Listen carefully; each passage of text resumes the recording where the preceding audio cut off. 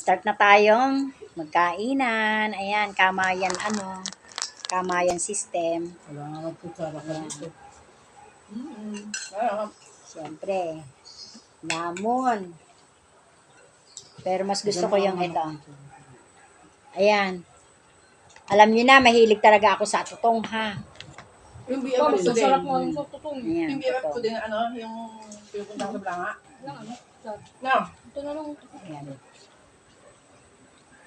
Ang sarap magkamay. Sarap magkamay. Ayan. Kamayan system yan. Kainan system. Kamayan Nakatutog kami system. kasi may plano kami. Aakyat kami ng kabundukang Taralala. Alala. Yan. Alam niyo na. Ang plato Sulit. Kain tayo! Hinihirap pa ba sa ito? Parang ang taas ng lamesa mo, BFF. Sakto lang. Hindi naman. Bababa lang sa Hindi naman.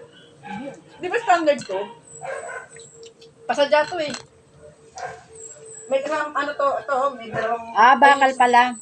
Yan yung isang upuan. Sarap. Sarap kumain. Pinasadya ko to. Matagal na to, lamesa sa upuan.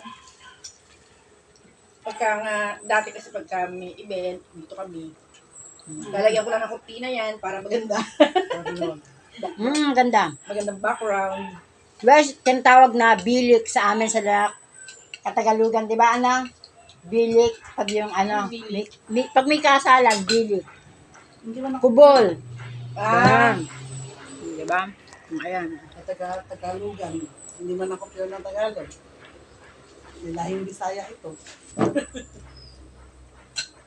Pero, BF Nida, taga saan ka talaga?